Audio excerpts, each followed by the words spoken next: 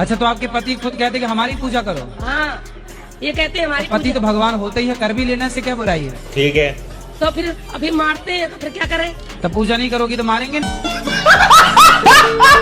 अब रेलवे का विकास सरकार की सर्वोच्च प्राथमिकताओं में से एक है और मैं आज देश को ये गारंटी दे रहा हूं कि अगले 5 साल में वो भारतीय रेल का ऐसा कायाकल्प होते देखेंगे जिसकी उन्होंने कल्पना भी नहीं की हो। मोदी सरकार के पिछले 10 सालों में कई बड़े रेल हादसे हुए हैं। भारतीय रेलवे में दुर्घटना होना एक बहुत ही आम बात बन चुकी है। पिछले 13 दिन में 7 रेल हादसे हो चुके हैं। इन रेल दुर्घटनाओं में करीब 650 यात्रियों की मौत हो चुकी है। कल बिहार के समस्तीपुर जिले में बिहार संपर्क क्रांति 2 हिस्सों में टूटी और आज झारखंड में सुबह चक्रधर में मुंबई हावड़ा एक्सप्रेस पटरी से ही उतर गई। मतलब इतनी दहशत बैठा देंगे रेल में यात्रा करने वाले लोगों के बीच में कि लोग ट्रेन में चढ़ना ही बंद कर देंगे। वहीं करीब 2000 लोग गंभीर रूप से घायल। ओवर टाइम काम कर रहे हैं रेलवे के ड्राइवर्स। सबको खुल्लम खुल्ला पता है कि 3 लाख पद रेलवे में खाली हैं। 6 साल से कोई भर्ती नहीं आई है। आप उनको भरते क्यों नहीं हो टाइम से रेल मंत्री जी? और ये सुनिश्चित कीजिए कि आगे से रेल में एक भी दुर्घटना ना हो। जिसकी गारंटी मैं नहीं दे सकता। तुम्हें जिंदगी अपनी गंवानी पड़ेगी, सहबवा की ट्रेन में आकर तो देखो। अब तक आप प्रधानमंत्री के करीबी माने जाने वाले उद्योगपति का नाम सुनते हैं अडानी, लेकिन अब गांव का नाम भी सुनिए झडानी। तारा जिले का महाबलेश्वर के आसपास का इलाका और उसको लेकर 620 एकड़ में पूरा गांव है और वो पूरा का पूरा गांव एक जीएसटी कमिश्नर ने खरीद लिया, ये कहते हुए खरीद लिया कि यहाँ सरकारी परियोजनाएं लगेंगी, सरकार यहाँ बड़े बड़े काम करने वाली है। जोर जोर से बोल के लोगों को स्कीमें बता दे। मैंने पहले भी लगाया था ना, आराम पड़े मुझे। और चलो आगे टाइट हो, अनु पे हाथ लगाइए, इसके ना पीछे भागती रहेगी। भाई कुछ भी हो पर ये रील देश से बाहर नहीं जानी चाहिए। दुनिया ऐसी टेक्नोलॉजी के लिए तैयार ही नहीं है। हम लोग बस सुपर बनने ही वाले हैं, किसी ने चुरा लिया तो। आज के हम कल्चर के युवा हैं, हमें प्रेरणा मिली है मोदी को देखकर। हम जानते हैं कि क्या हो रहा है, कहाँ क्या नहीं हो रहा। जो ना काम कर सके वो इस चीज को बोलते हैं कि हाँ रोजगार नहीं है। मैं कहता हूँ कहाँ रोजगार नहीं है, किसके पास रोजगार नहीं है मुझे बताओ। आप जहाँ चलेंगे वहाँ देखेंगे रोजगार है, करने वालों की कमी है, काम में कमी नहीं है। अभी बता है भाई, अभी बता है। काबिला आप क्या करते हैं, क्या करते हैं आप? मैं कुछ भी नहीं करता, लेकिन जो कार्य मिलता है मैं वो कार्य करता हूँ। कुछ तो करते होगे। मैं कैब चलाता हूँ, मैं टेंट लगाता हूँ। कितनी पढ़ाई करी है आपने? मैं पढ़ा लिखा नहीं हूँ, बिल्कुल पढ़ा लिखा नहीं हूँ। फिर तो आपके लिए सभी जगह रोजगार। ठीक है, जीएसटी तो लगा दिया मोदी सरकार। बिहार में इतना नशा चल रहा है, ड्रग्स चल रहा है, क्या क्या चल रहा है, गांजा चल रहा है, इसको राहुल गांधी के पता नहीं चल रहा है। मेरी बात सुनिए, बिहार में किसकी सरकार है अभी? किसकी सरकार है? चल रही है मोदी की। तो सवाल किससे करेंगे? सवाल किससे करेंगे? भी कर सकते हैं हम। सवाल जब सरकार ही उसकी है। फिर तो राहुल गांधी तो फिर बीच में कहाँ से पड़। कितने तेजस्वी लोग हैं हमारे पास, कितने शानदार विचार रखते हैं। बिहार ने वर्ल्ड रिकॉर्ड बना दिया। खेत में पुल बना दिया, खेत में पुल बना दिया। न नदी का पता है न सड़क का पता है। जब अधिकारियों से पूछा गया तो उन्होंने कहा कि पुल हमने एडवांस में बना दिया है, नदी जब अपने आप बह के आएगी तो उसका चढ़ने में इस्तेमाल करेंगे। पुल तक कोई सड़क नहीं जाती है। और मजे की बात है कि सरकारी बजट से 3 करोड़ रुपए भी पास करा लिए। ऐसा क्रिएटिव काम हमारे बिहार में कहीं नहीं हो सकता। डीएम साहिबा से जो पूछा तो उन्होंने कहा जांच कर रहे हैं। कुछ लोग तो ये कह रहे हैं कि बिहार के पुल जो ना नदी में बह जाते हैं, इससे बचने के लिए उन्होंने बीच खेत में पुल बना दिया और ये बहेगा नहीं। घूम फिर करके फिर तनाव आ गया।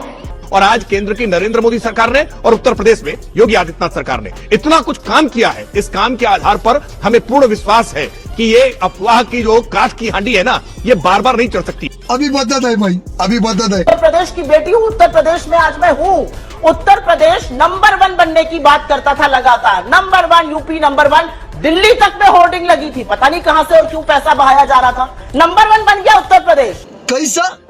कस्टडी, पुलिस कस्टडी में मौतों में नंबर 1, करप्शन में नंबर 1, फ्लॉप कानून व्यवस्था में नंबर 1, गरीब पर बुलडोजर चलाने पर नंबर 1। आज आप ही के चैनल पर मैं फिर से देख रही थी, यूपी तक पर आपकी वेबसाइट पर देख रही थी, तमाम और चैनलों ने भी कवर किया, गरीब के घर पर लगातार बुलडोजर चल रहा है। अरे लोगों की जिंदगी भर की कमाई लग जाती है, आपकी जरा चेहरे पर शिकन नहीं आती। मुझे क्रेडिट नहीं चाहिए।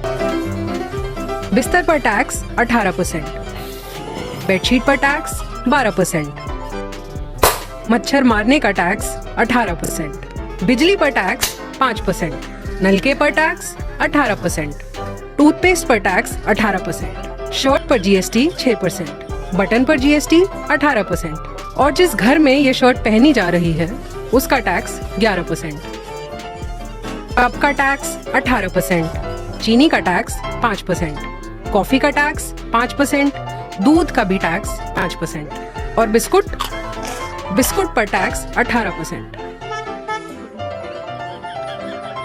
जीएसटी 28%, रोड टैक्स 3,000 से 7,000 रुपया, एडिशनल टैक्स 1 से 22%, कार इंश्योरेंस 15,000 रुपया और पॉल्यूशन सर्टिफिकेट 100 रुपया। और ये वसूली टैक्स जितना पुलिस वाला चाहे। इस टैक्स की अभी तक कोई दर फिक्स नहीं हो पाई है और ये यंत्र, इस पर जीएसटी 18% और ये गया जीएसटी 28%, एक और गया जीएसटी 5%। भैया 400 रुपए का पेट्रोल डाल देना।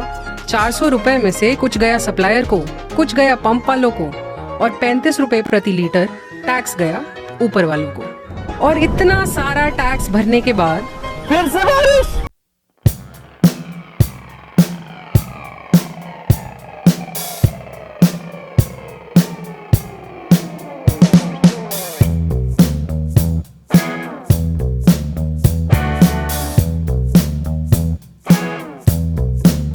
साल से जो मीडिया मोदी सरकार के चरणों में पड़ा भक्ति गीत गा रहा था, उस मीडिया की इज्जत बचाने के लिए वो राहुल गांधी सामने आया जिसका हर संभव अपमान इसी मीडिया ने बीते 10 सालों में अनगिनत मौकों पर अनगिनत तरीकों से किया है। बजट सत्र के दौरान पत्रकारों को संसदीय कार्यवाही कवर करने से रोक दिया गया। इतना ही नहीं, पत्रकारों को संसद भवन में एक केबिन में कैद कर दिया गया। विरोध में पत्रकार प्रदर्शन करने लगे। इसी दौरान राहुल गांधी ने बजट पर बोलते हुए पत्रकारों के दमन का मुद्दा उठाया। सर आपने एक और चक्रव्यूह बना दिया है सर। नो मीडिया वालों को सर आपने पिंजरे में बंद कर दिया सर, उनको बाहर निकाल दीजिए सर। बेचारे सर मीडिया वाले सर, बेचारे नहीं है वे, बेचारे शब्द बोल के सर, नॉट बेचारे। मीडिया वालों ने कहा है सर कि प्लीज, उन्होंने मुझसे कहा कि आपसे हाथ जोड़कर कहे कि उनको निकलने दे। मुझे क्रेडिट नहीं चाहिए। साहब, देश में विपक्षी दलों की दिक्कत क्या है? अभी बता है भाई, अभी बता है। विपक्षी दलों की दिक्कत आपने पूछा क्या है? विपक्षी दलों की दिक्कत विचारों की ये है कि उनके पास इतने पैसे नहीं है कि वो मीडिया को खरीद सके। भाजपा की गलती, अगर भाजपा से कुछ गलती हो जाए इस सरकार से, तो समझिए कोई नया एक्सपेरिमेंट है, वो गलती नहीं है। भाजपा का सदस्य, अगर कोई भाजपा का सदस्यता ले लिया तो समझिए ईमानदारी का पुतला हो गया, वो सबसे ईमानदार आदमी हो गया। मुझे क्रेडिट नहीं चाहिए। जैसे भाजपा विरोधी मतलब देशद्रोही, तब जो भाजपा का विरोध करता है वो देशद्रोही है। भाजपा का नेता मतलब भाजपा का जो नेता है हिंदुत्व का ठेकेदार। क्या करे जा रहे हो यार? भाजपा पर इल्जाम, यानी भाजपा पर अगर कोई इल्जाम लगा रहे हैं इस पार्टी पर, इसका मतलब आप सनातन पर हमला कर रहे हैं। भाजपा का हारना, अगर भाजपा हार गया तो समझिए हिंदुत्व का पतन। भाजपा से सवाल, यानी भाजपा से अगर कुछ सवाल पूछ रहे हैं इसका मतलब ईडी सीबीआई का छापा।